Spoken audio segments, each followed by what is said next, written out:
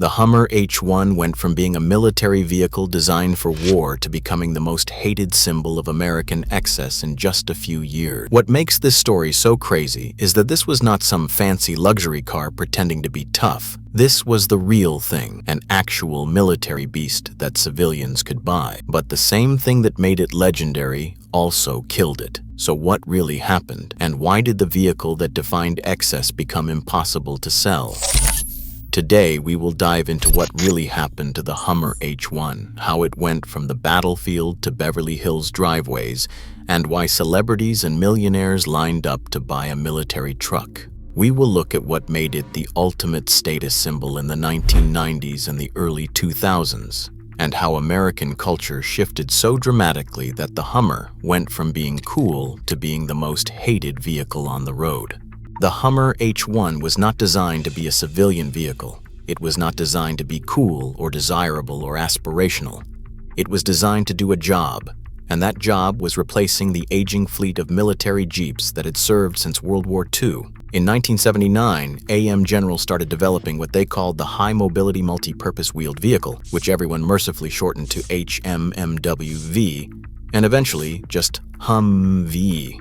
The requirements were simple but extreme. It needed to handle terrain that would destroy normal vehicles. It needed to be reliable in conditions from Arctic cold to desert heat. It needed to carry soldiers and equipment anywhere commanders needed them to go. What AM General created was remarkable in its functionality and completely uncompromising in every other way. 16 inches of ground clearance meant it could drive over obstacles that would stop anything else. It could ford 30 inches of water, driving through streams and rivers without hesitation. It could climb grades steep enough that passengers would be looking straight up at the sky. It could handle side slopes that would tip over normal vehicles. The thing was built like a tank because it basically needed to be. But comfortable? Practical for daily driving? Fuel efficient? None of those things mattered even slightly. This was a tool, not a vehicle anyone was supposed to want. For the first decade of its existence, the Humvee was purely military. Civilians could not buy one even if they wanted to, and most people did not know they existed beyond maybe seeing them at military bases. Then came 1991, the Gulf War, and suddenly everything changed. CNN was broadcasting live from Kuwait and Iraq, showing Americans the war in real time like nothing before. In nearly every shot of American forces, there were Humvees driving through sand that would bog down normal trucks, carrying troops across terrain that looked impossible, and performing exactly as they were designed to perform in some of the harshest conditions on Earth. The American public watched these unstoppable machines dominate the desert, and something unexpected happened. People wanted them, not for military purposes, obviously, but because they represented American power and capability in the most literal way possible. You could not get more authentic than an actual military vehicle, the same thing soldiers were using in combat. The desire that created was something nobody at AM General had anticipated or planned for. One person who felt that desire more than most was Arnold Schwarzenegger. During the filming of Conan the Barbarian, he saw a convoy of military Humvees and became immediately obsessed. He wanted one for himself, and he wanted to drive this ultimate vehicle on civilian streets. At the time, that was not possible. These were military vehicles, period. But Arnold was Arnold Schwarzenegger, at the peak of his action star fame, and he started pushing AM General to make a civilian version. This detail matters because it took arguably the biggest action star in the world to make it happen. Without his celebrity influence and persistent lobbying, the civilian Hummer might never have existed. In 1992, AM General finally introduced the civilian H1, and the first units hit the market at over $50,000, which in early 90s money was serious luxury car territory. And what did that price buy you? Essentially a military truck with civilian plates. The H1 was not modified much for comfort or practicality. It came with a 6.2-liter diesel engine making 150 horsepower, later upgraded to a 6.5-liter turbo diesel that still only made 195 horsepower. This thing weighed over 7,000 pounds, so that power meant it was genuinely slow. 0 to 60 took longer than most people had patience for. It got maybe 10 miles per gallon if you drove gently, and who was buying a Hummer to drive gently? It was 7 feet wide, which meant it literally would not fit in a normal garage. Most parking spots were too narrow. The interior was cramped despite the massive exterior because all that width went to the drivetrain and wheels, not passenger space. There was a giant driveline tunnel running down the middle that made the cabin feel even smaller. It was loud, uncomfortable, impractical, and ridiculously expensive to maintain. And it did something crucial. It proved there was a market for extreme vehicles that made no practical sense. The H1 was not trying to be comfortable or economical or reasonable. It was authentic. It was a real military vehicle that regular people, well, extremely wealthy regular people, could actually buy and drive. The status symbol potential was unlike anything else available. You were not driving an SUV pretending to be tough. You were driving what soldiers used in actual combat. That authenticity was everything. Arnold Schwarzenegger naturally bought one of the first civilian H1s and made sure everyone knew about it. Then other celebrities started buying them. Athletes, musicians, rappers, Hollywood stars, each one trying to make a bigger statement than the last. The H1 became the ultimate conspicuous consumption vehicle. It said you had so much money that you could afford to buy something this impractical, this expensive to run, this excessive, just because you could. If you could afford to waste money on a vehicle that got 10 miles per gallon and was too wide for your garage, you had obviously made it. From 1992 to 1999, the H1 enjoyed its peak years. These were not huge sales numbers. AM General was only selling a few thousand per year at most. But the cultural impact was way bigger than the sales figures. Everyone knew what a Hummer was. Everyone had seen them or heard about them. They became the vehicle of the super rich and super famous, rolling monuments to excess that you could not miss if you tried. This was the 1990s and America was riding high. The Cold War was over and we had won. The economy was booming with the dot-com bubble creating new millionaires seemingly overnight. Gas prices were still relatively low, under $2 a gallon for most of the decade. The SUV boom was already starting, with vehicles like the Ford Explorer and Chevy Suburban becoming family vehicles. Americans were buying bigger cars, and the H1 took that trend to its absolute extreme. But here's what's crucial. The H1 was not just conspicuous consumption with no substance. It was genuinely capable in ways normal SUVs could not touch. This was not a mall crawler pretending to be tough while never leaving pavement. The H1 could actually do everything the military version could do. You could drive through 30 inches of water to get groceries. You could climb over obstacles to reach the office. You could traverse terrain that would destroy a regular SUV. The absurdity was not that it could do these things. The absurdity was that nobody buying them would ever use these capabilities. That gap between what it could do and what it would ever be asked to do was part of the appeal. General Motors saw what was happening and recognized an opportunity. In 1999, they bought the Hummer brand from AM General with plans to mainstream it.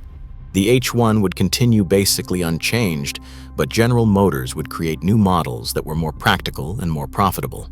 The H2 launched in 2002, based on the Chevy Tahoe platform. It looked somewhat like an H1, carried the Hummer name, but was smaller, more comfortable, more powerful, and far easier to live with on a daily basis.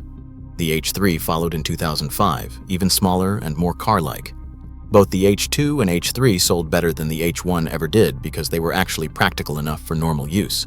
But neither one was a real Hummer in the way the H1 was. They shared the name and some similar styling, but not the character, not the authenticity, not the complete commitment to being exactly what the military used. They were civilian vehicles styled to look tough. The H1 was a military vehicle that civilians were allowed to buy. That is a fundamental difference. By the early 2000s, the cultural tide was starting to turn. Environmental awareness was moving beyond a niche concern into mainstream consciousness. Gas prices were climbing steadily. Then September 11th happened, and we went to war again. And for some people, driving a military vehicle on civilian streets started feeling uncomfortable or inappropriate. The wars in Iraq and Afghanistan were messy and controversial, and the Hummer became associated with them in ways that were not always positive. The vehicle itself had not changed. It was still the same H1, it still got terrible mileage, it was still massively impractical, and it remained expensive to maintain.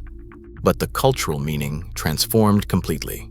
Where it had once represented success and capability and American confidence, it began to represent selfishness and waste and arrogance. Same vehicle, different world, different interpretation.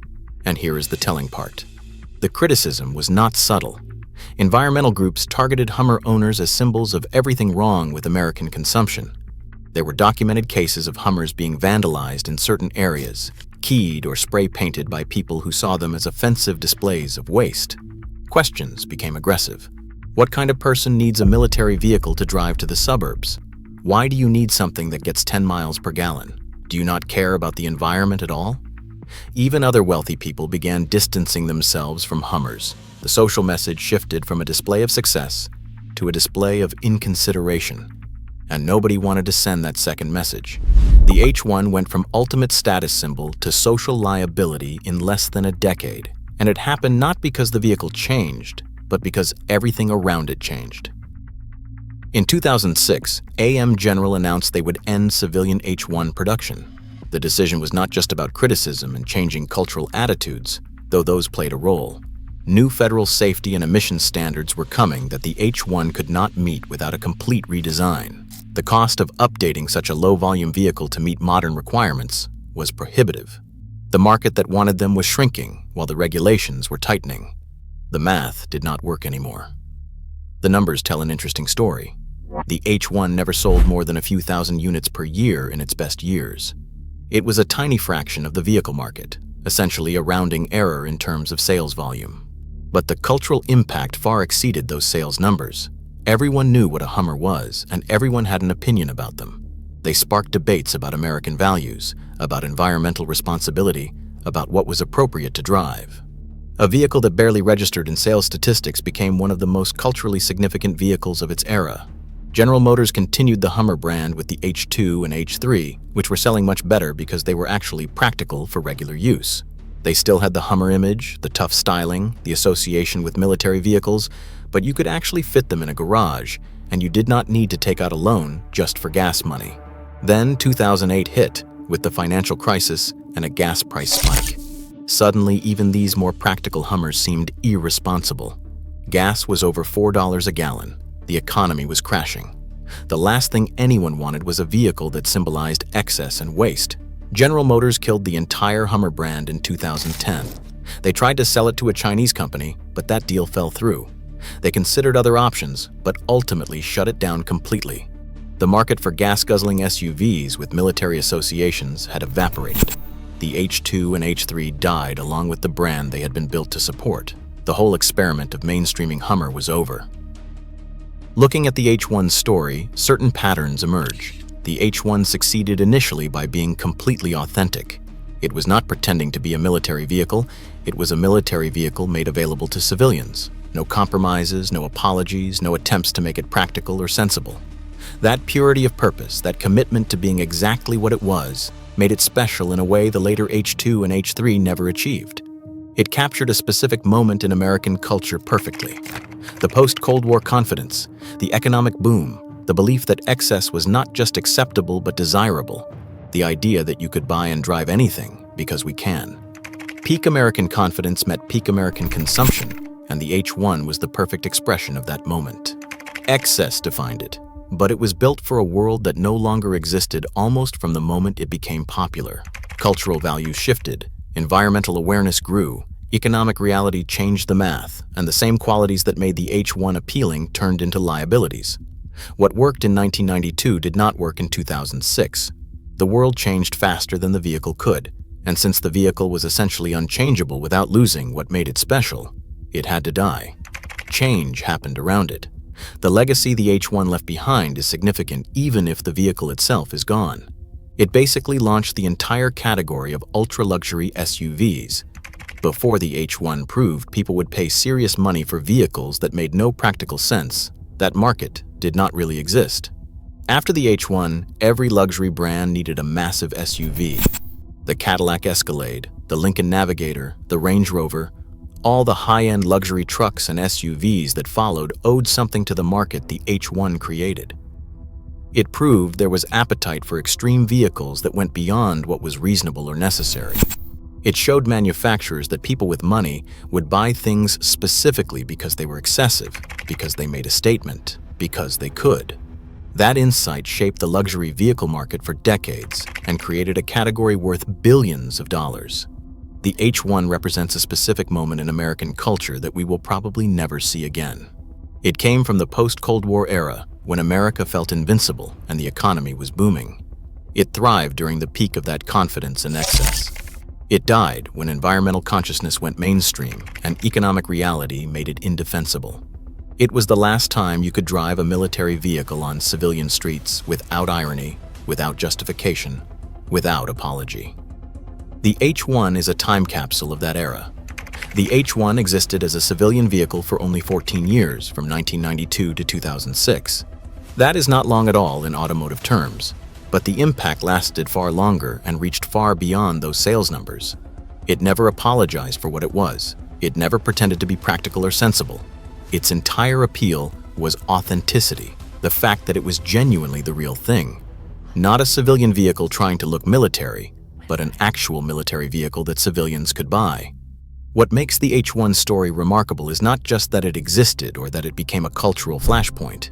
It is about how perfectly it captured a cultural moment, and then how completely that moment ended. Some vehicles are time capsules, preserving a specific era in automotive form.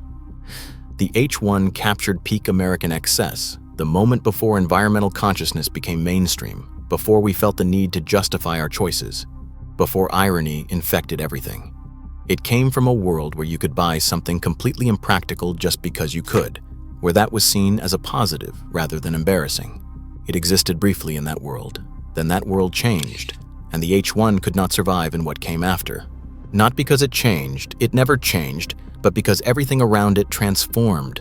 The same authentic commitment that made it special in 1992 made it impossible in 2006. Maybe that's what makes the H1 story so fascinating. It's not about a vehicle that evolved or adapted or found new markets. It's about a vehicle that was so purely itself, so committed to being exactly one thing, that when the world stopped wanting that thing, it had to die. There was no compromise possible, no middle ground to explore. You either wanted what the H1 was or you didn't, and eventually, not enough people wanted it anymore. Some vehicles should not exist in every era. Some things are meant to capture a specific moment and then disappear when that moment ends. The H1 was never meant to last forever. It was meant to exist in a brief window when American culture valued what it represented, and when that window closed, the H1 went with it. That is not a failure. That is just what happens to things that perfectly embody their moment. When the moment passes, they become history, and maybe that is exactly how it should be. Thank you so much for watching. If you enjoy this kind of content, please comment, like, and subscribe. It really helps the channel. And as ever, I really do look forward to seeing you all in the next one.